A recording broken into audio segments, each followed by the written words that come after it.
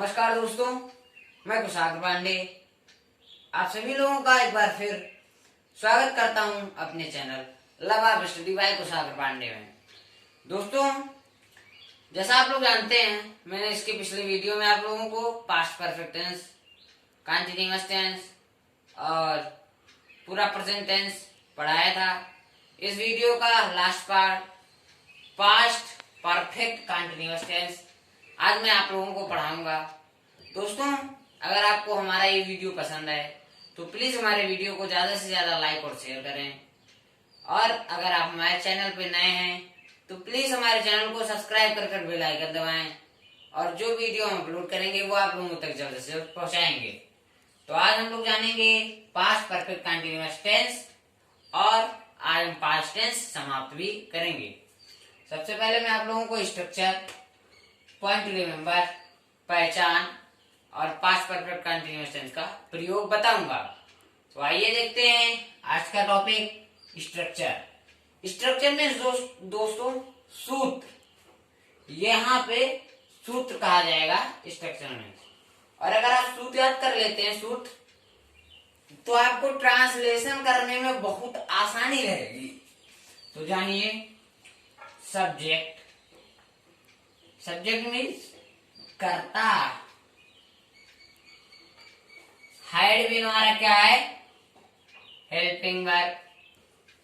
एक ही helping verb है had been, जिसे सहायक क्रिया भी कहते हैं, प्लस वर्ब का फोर्थ फॉर्म, इसे आईएनजी फॉर्म भी, और आईएनजी फॉर्म और बस वर्ब के फर्स्ट फॉर्म प्लस आईएनजी का आईएनजी भी कहते हैं, प्लस अदर वर्ड, यानी अन्य शब्द है तो अदर वर्ड का प्रयोग या कॉम्प्लीमेंट का प्रयोग होता है, और अदर वर्ड नहीं है तो अन्य शब्द नहीं है तो कॉम्प्लीमेंट अदर वर्ड का प्रयोग नहीं होगा।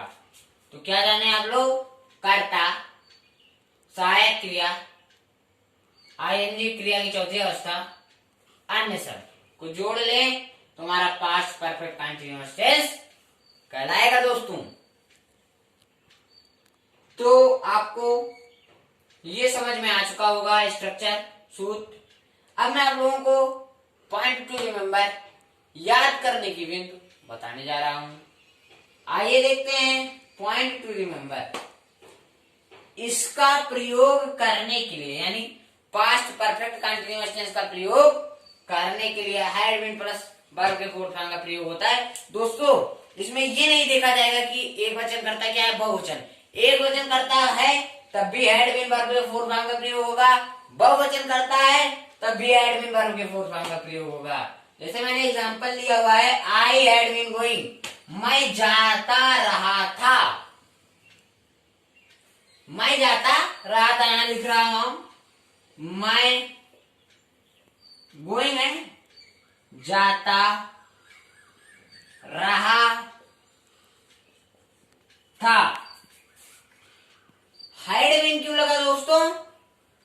जाता रहा नहीं, हैड बीन लग गया ता रहा था। हैड बीन का हिंदी होगा ता रहा था। गोइंग मीन्स जाना, गो मीन्स जाना, और आई मीन्स मैं। तो आई हमारा क्या है दोस्तों? Subject plus had been plus verb का फोर्थ फॉर्म। अन्य शब्द इसमें कुछ और नहीं है। ऐसे भी अन्य शब्द लिखने के लिए यहां मैं बता रहा हूं, I had been going market, मैं बाजार जाता रहा था। तो आप लोग समझ चुके होंगे पॉइंट टू रिमेम्बर, याद करने की विन। और इसी के साथ पहचान बताने जा रहा हूं। वाक्य के अंत में रहा था, रही थी, रहे थे, ता रहा था, ती रही थी, ते रहे थे, आदि शब्द वाक्य के अंत में आए तो हमारा पास्ट परफेक्ट कंटीन्यूअस टेंस कहलाएगा। दोस्तों, पास्ट परफेक्ट कंटीन्यूअस टेंस के वाक्य के अंत में क्या है? रहा था, रही थी, रहे थे, ता रहा था, ती रही थी, ते रहे थे, आदि शब्द वाक्य के अंत में आए तो हमारा पास्ट परफेक्ट कंटीन्यूअस टेंस कहलाएगा। जैसे मैं एग्जांपल लिया हूं, वह दौड़ता रहा था। वह की इंग्लिश क्या हो जाएगी? ही। और रखता रहा था कि क्या हो जाएगा? Had been. एक बात और, रुक जाइए, पहले ट्रांसलेशन बना लें। He had been running, he had been running, वह दौड़ता रहा था।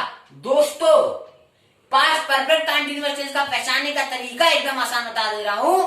ट्रांसलेशन में अगर पास्ट परफेक्ट कंटीन्यूअस टेंस है तो उसके ट्रांसलेशन में केवल हाइड बीन का ही प्रयोग होगा और किसी भी सहायक क्रिया का प्रयोग नहीं होगा। कर्ता के साथ सीधे हाइड बीन का प्रयोग होगा।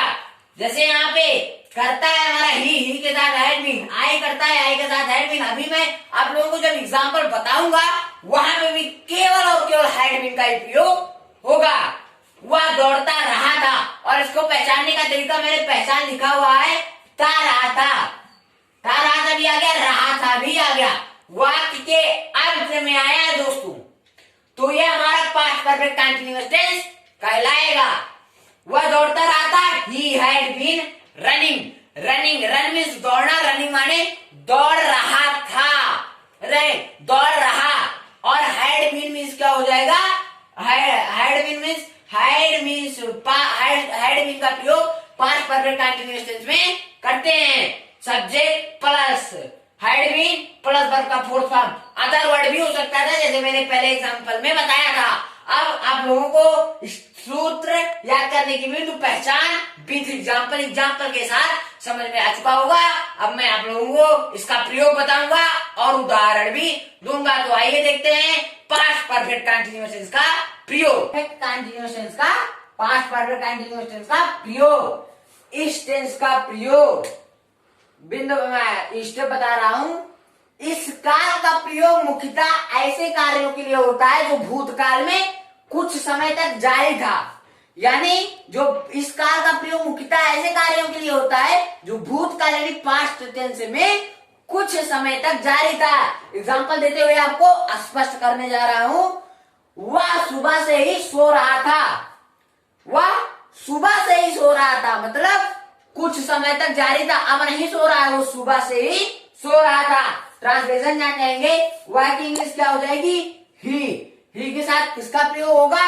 पास्ट परफेक्ट कंटीन्यूअस में केवल मैंने बताया हैड बीन का प्रयोग होगा।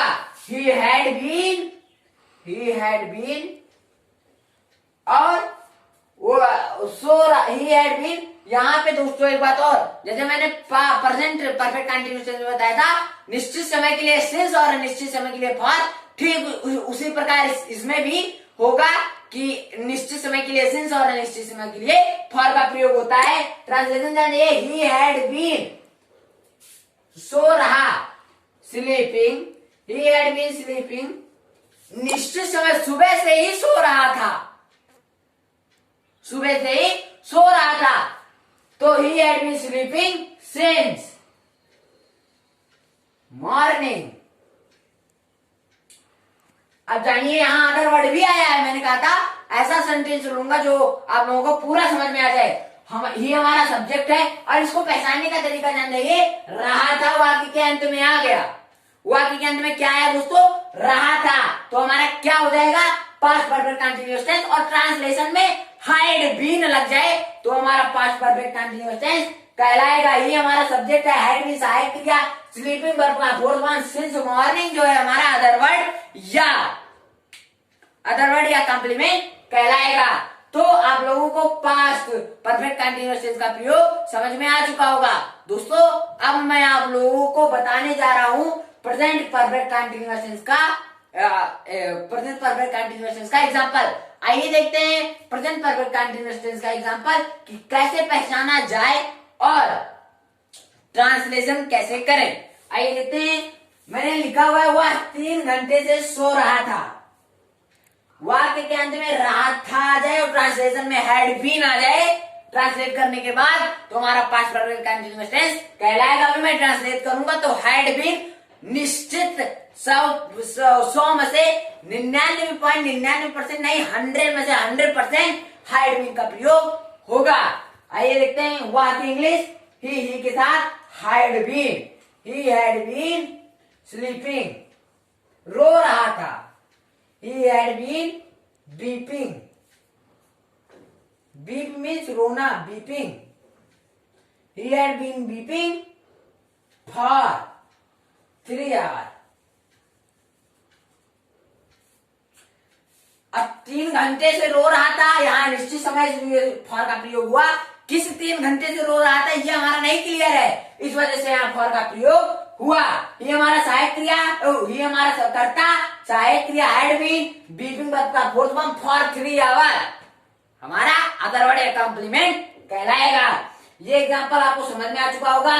एक एग्जांपल मैंने यहाँ और लिया है, वह शाम से खा रहा था, वह शाम से खा रहा था। देखिए दोस्तों, वाक्य के अंत में रहा था आएगा, ट्रांसलेशन में हैड बीन आएगा, तो पहचान जाइए आप लोग कि पास्ट परफेक्ट कंटीन्यूअस टेंस कहलाएगा। ये देखते हैं वाक्य इंग्लिश, ही के साथ had been, he had been, शाम ही खा रहा था, he had been eating, he had been eating since, he had been eating since evening.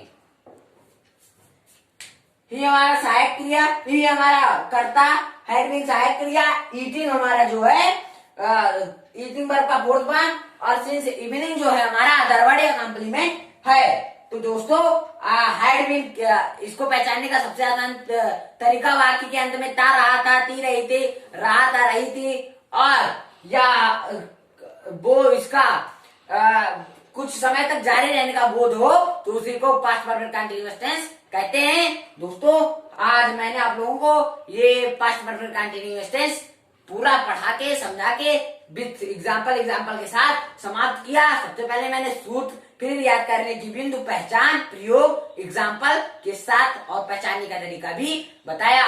तो दोस्तों अगर आपको हमारा ये वीडियो पसंद है तो प्लीज हमारे वीडियो को लाइक, शेयर और सब्सक्राइब जरूर करें, ताकि आपके मित्रों का भी फायदा हो सके और आपका भी मार्गदर्शन बढ़े।